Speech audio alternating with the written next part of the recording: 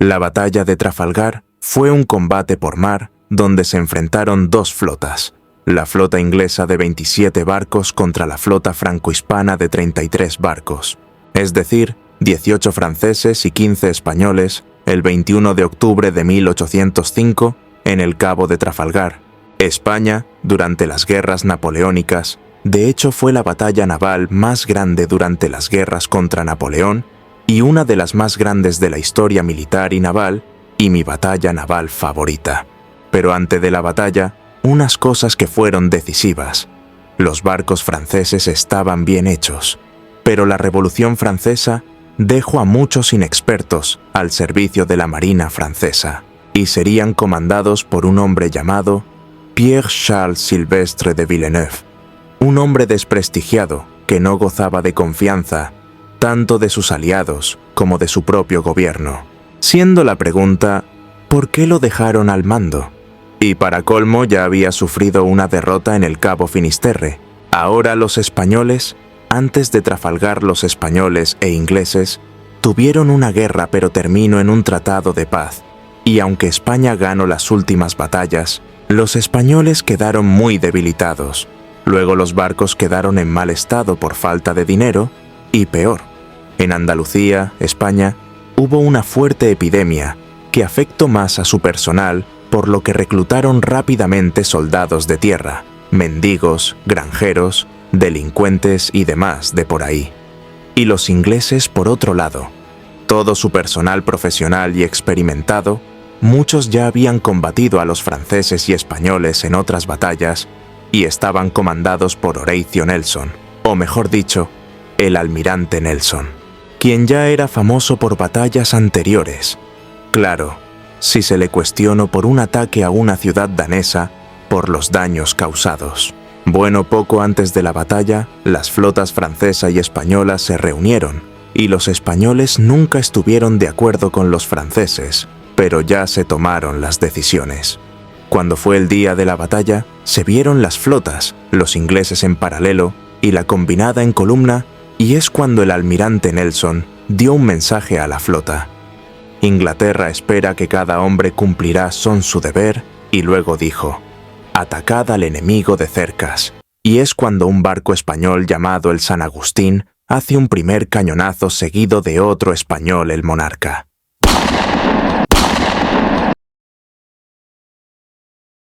Es ahí cuando un barco inglés, llamado el Real Soberano, queda entre el francés, Ardiente, y el español Santa Ana, y se abren fuego, dejando maltrecho al Ardiente, y el Real Soberano se enfrenta al Santa Ana, y este último se rindió por los daños.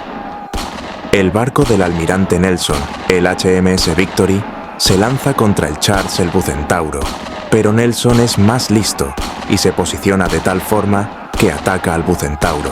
Ese ataque dejó media tripulación fuera de combate, y el Bucentauro ya no era reconocible, pero sobrevive Charles viendo una carnicería donde camina, y más tarde, otro barco inglés, el HMS Conqueror, lo rindió. Un barco francés llamado el Temible le tocó enfrentarse al Victory.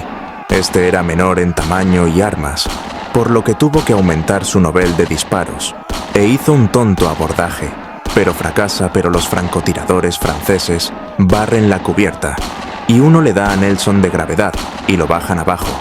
Pasa el tiempo, y el Victory parece caer, pero en su ayuda va el HMS Temario.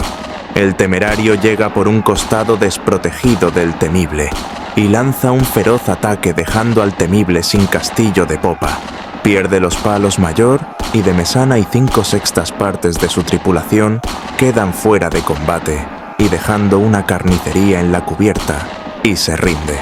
El Ardiente, maltrecho con el Real Soberano, va a socorrer al Temible, pero el Temerario responde y se enfrentan terminando con el Ardiente rindiéndose.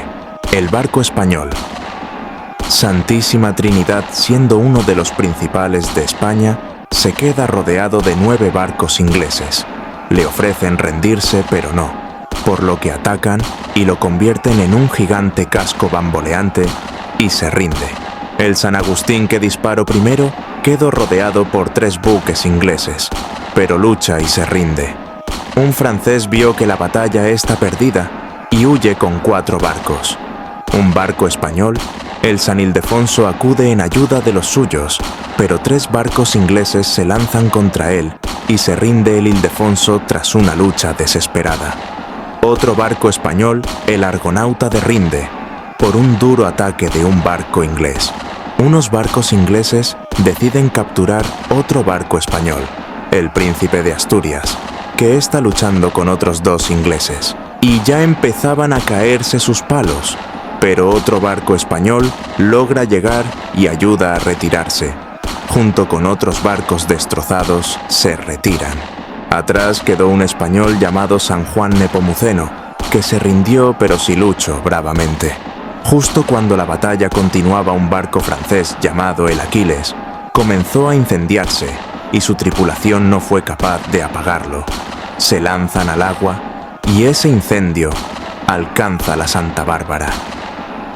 El Aquiles salta por los aires.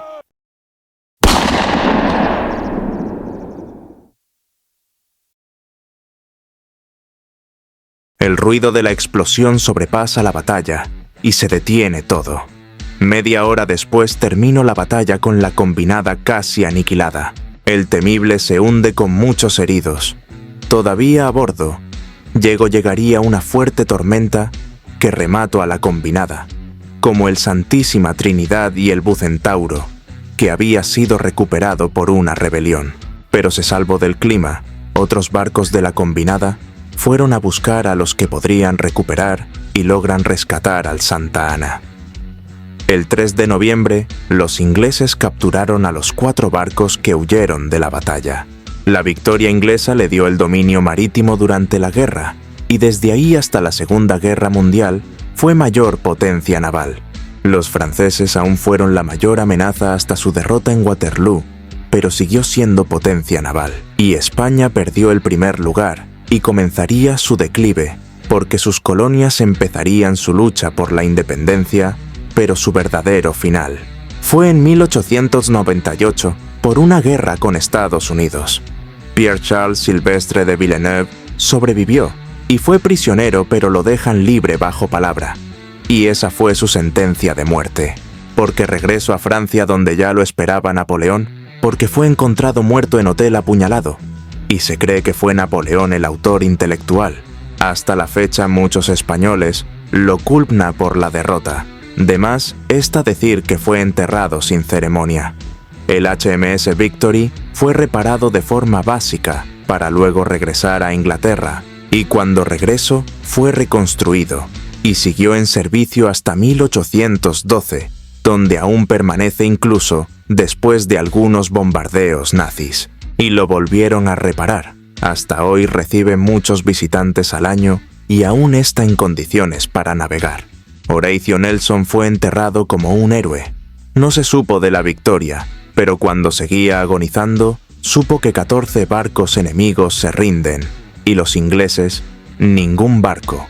Por lo que dijo: gracias a Dios he cumplido misión. Antes de terminar, noten que este video fue sobre el 220 aniversario de la batalla mencionada. Noten el 20, porque en 2025 pasaron aniversarios como el 80 aniversario del fin de la Segunda Guerra Mundial, el 112 Papa que murió en abril. Los números mencionados son divisibles con 4. En la descripción les dejo un link de un video de investigación sobre eso. Y por si les interesa, así como otros videos con otros datos, algo misteriosos si les interesa. Bueno, aquí termino con este video y cumplir mi promesa de subir este video por el 220 aniversario. Espero que les guste. Ahora sí termino y saludos desde Fanjópolis.